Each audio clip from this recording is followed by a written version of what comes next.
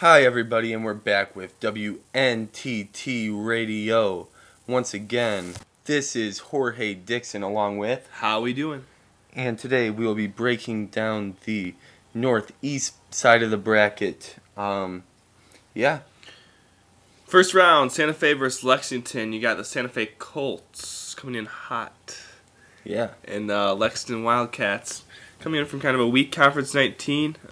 Used to be really good. It used to be good. Lexington really doesn't impress me that much. They have Hector Hoover, their star point guard. He's a good player. He is. He's very good. I also kind of like Anton Schulman. Really good defensive player. And yeah. You look at the Santa Fe lineup though. You got Ryan Torres, Floyd Santos, Clarence Borowski, or Borowski, however you pronounce it. All great players. They've been there for a couple of years now.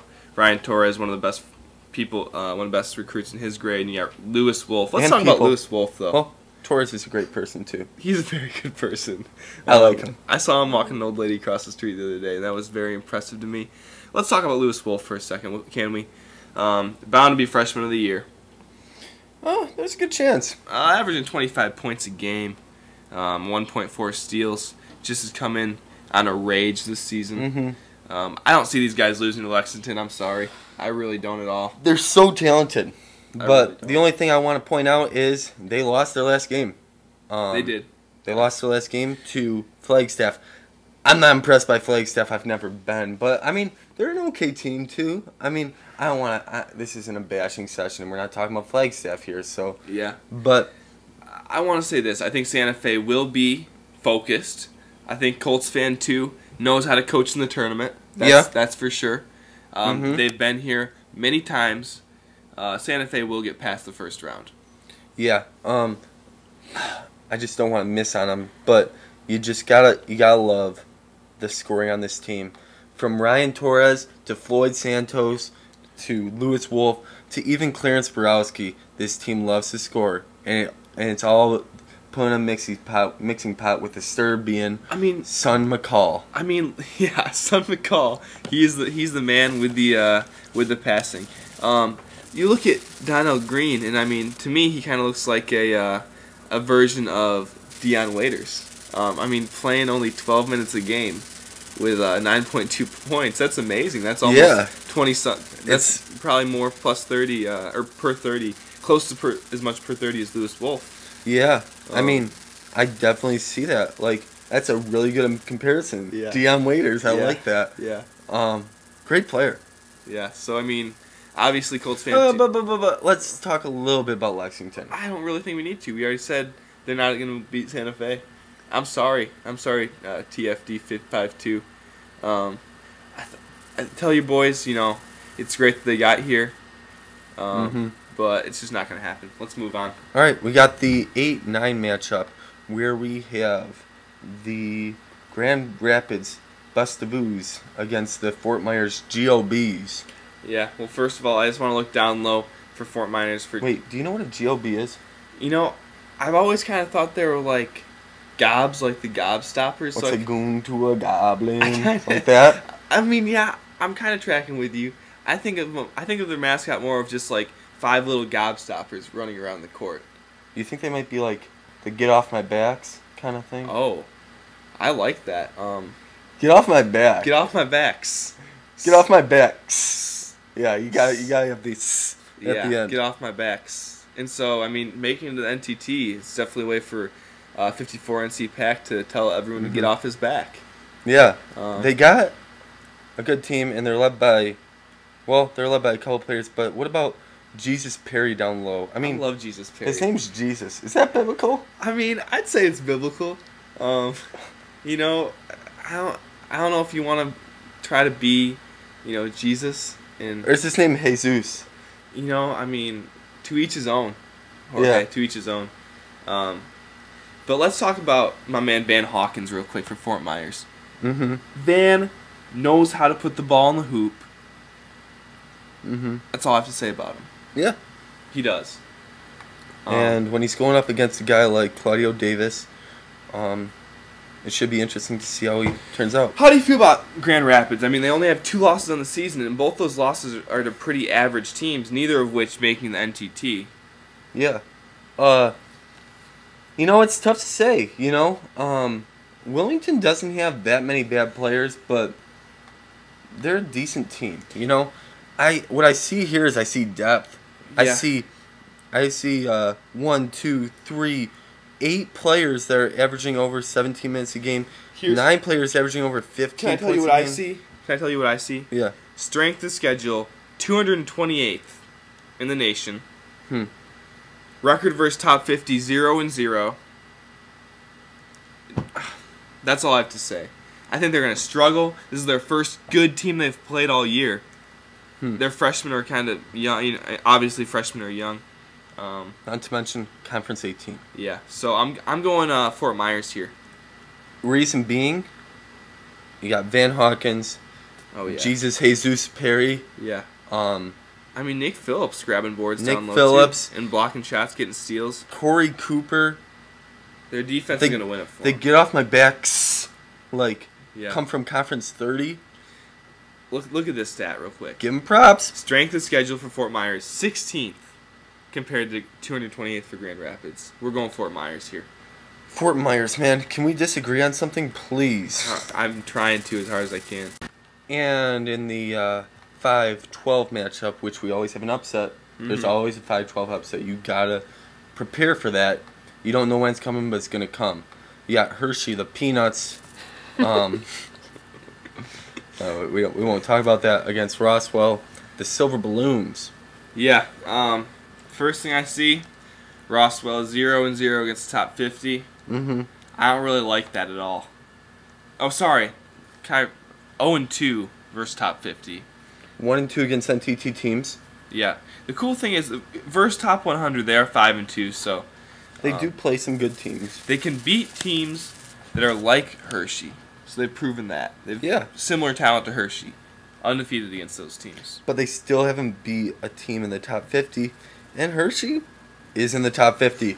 Just barely, but they're in it. Yeah, and I mean, I don't want to rely too much on numbers, especially come March.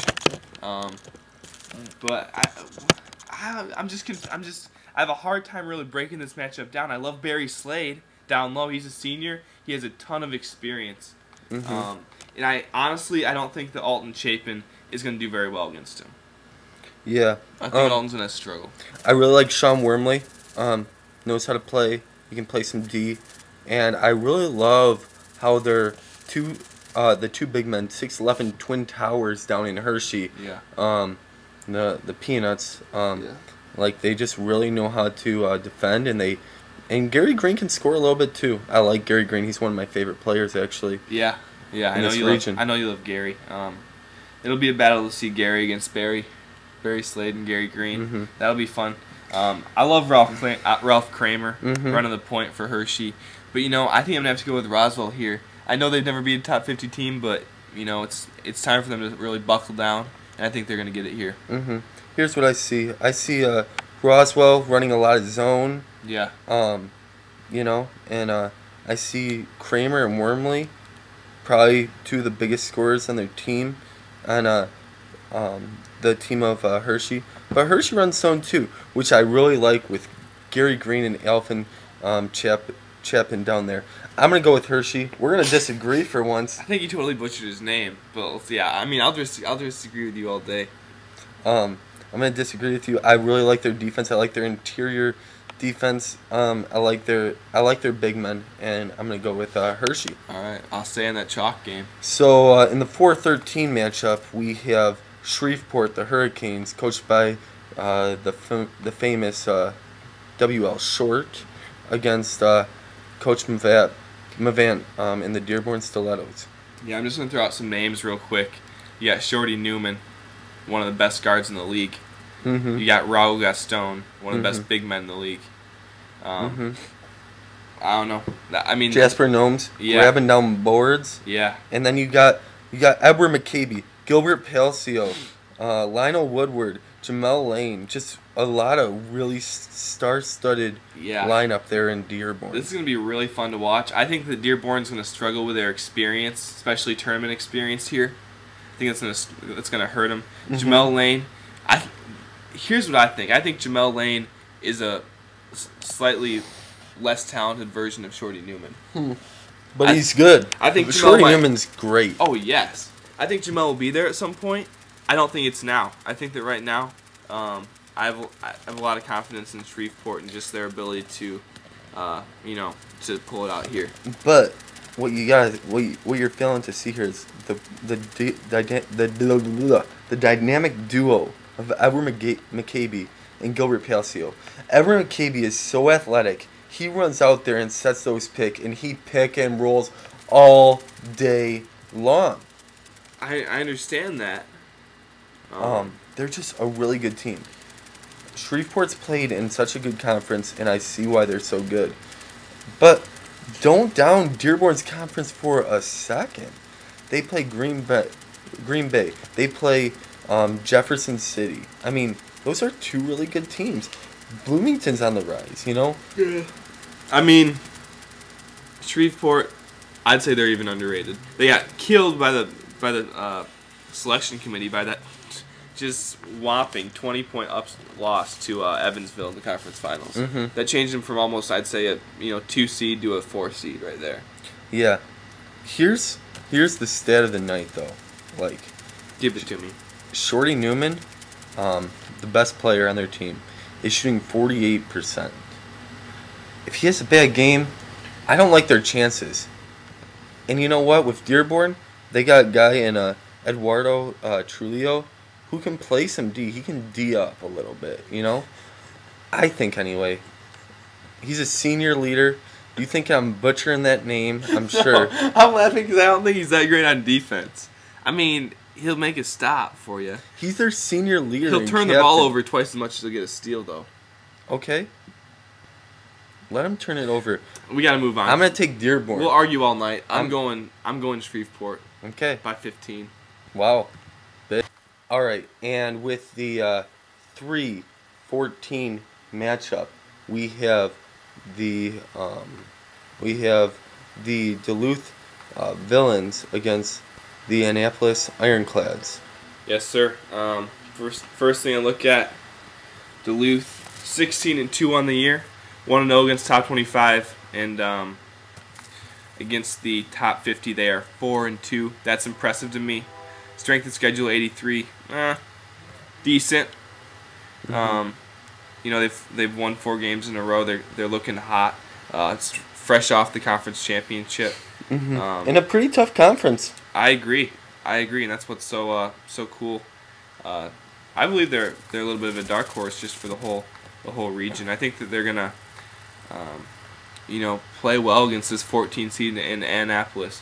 What I want to say to Brad right now, Sheik Tack, is you have a good team. Maybe next year's your year. That's what I'm gonna say.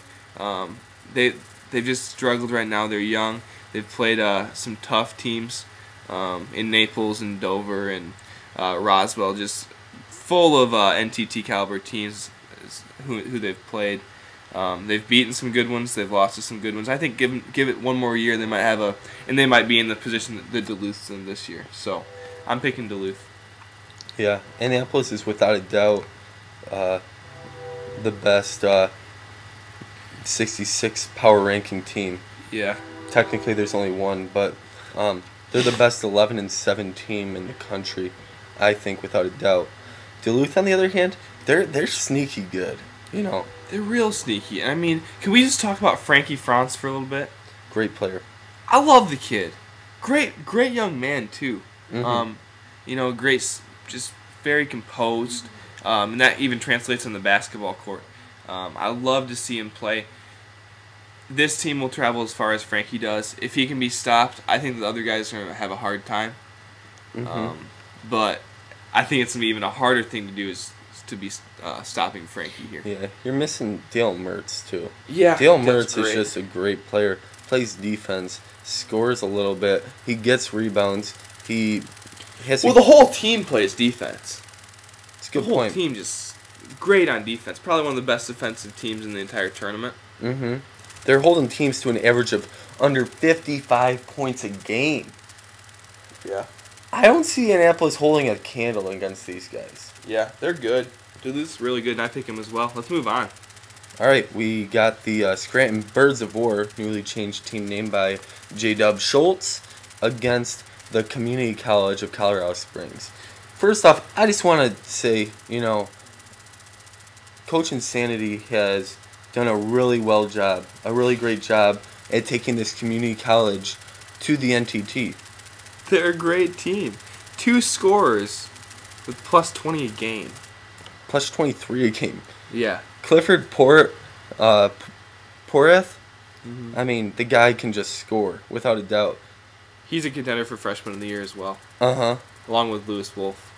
Oh my gosh. Just great overall team. And they're averaging 89 points a game. But they don't only do that. They only give up under 70 points a game.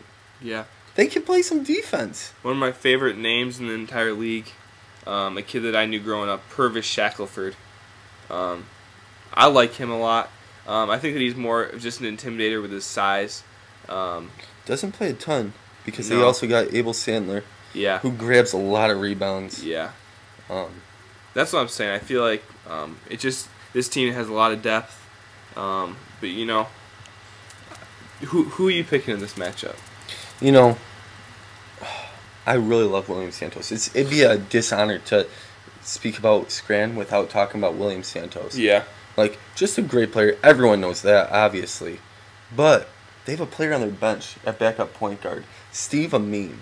Guy can't play defense worth a lick. No. But, like, what I really see in this guy is kind of a Deion Waiters type of, like, mentality in his game. Like, he's a lot like a Deion Waiters, I really see the connection there. Yeah. It's funny you brought that up. Yeah. I agree with you. I know it's kind of out of the blue. Yeah. Like, why would you just compare a guy to Deion Waiters? But he's a lot like Deion Waiters. Yeah. Yeah. So, who's your pick here? Oh, I think it's gonna be a close one. I think it's gonna be a high-scoring game. Yeah, me too. Both teams. I think it's gonna get into the 90s actually, and I'm gonna say William Santos is gonna get shut down by that zone they run there in Colorado Springs. I think the community college wins. I think that community college is going to try really hard to keep Coach Insanity, who has made, I guess, rumors of going to Kalamazoo. But we shall see. It's going to be Colorado Springs offense against Scranton's defense. I think Scranton's going to pull it out. Okay. I think it's going to be a tight game nonetheless. I agree. All right. In this 7-10 matchup, we have the Fort Lauderdale Dragons against the Hartford Lunar Whalers. Yeah. Oh boy, I love this matchup, Jorge. Eddie Lacayo. I love it to death. Can I just- Yeah. Eddie Lacayo. Enough said about that team. Best player in the league. Can I say that? Can I say that in the air? I think so. I think you just did. I just did, and I think I will. I think I'll stick by that statement because he is a one-man Wrecking crew. wrecking crew. Yes. Alongside Clyde Castillo, Juan Cash. Juan Cash throwing out dimes, playing Yeah. in the defense. Yeah. They're Here's the thing: is other guys' numbers look small because Eddie Lacayo's on the team. Mm-hmm. They wouldn't be small at all if Eddie wasn't shooting. Eddie always says he always refers to himself in the third person. He says, "Eddie gets his. Eddie gets his. Eddie does get hit. Eddie gets his. You know, Eddie does. he talks like that too. You know, Eddie gets his." And Eddie's correct. Eddie is very much correct there. It's tough though. They're playing an extremely good team in Fort Lauderdale. And let's talk about these guys for a second. Yeah, Fort Lauderdale's really good. Josh Trent, senior leader, along with Sean Hatcher. Just a great recruit coming out of high school. People loved him. And he picked Fort Lauderdale. These guys have won a tournament 2 years ago. And that was just really big for them. They won the NTT. They're a really good team. I'm really torn in this matchup. One thing I see is their man defense has been good, but they lost some games. They lost to a mediocre Chattanooga team They lost to a very mediocre Atlanta team, and they lost to Jacksonville once as well.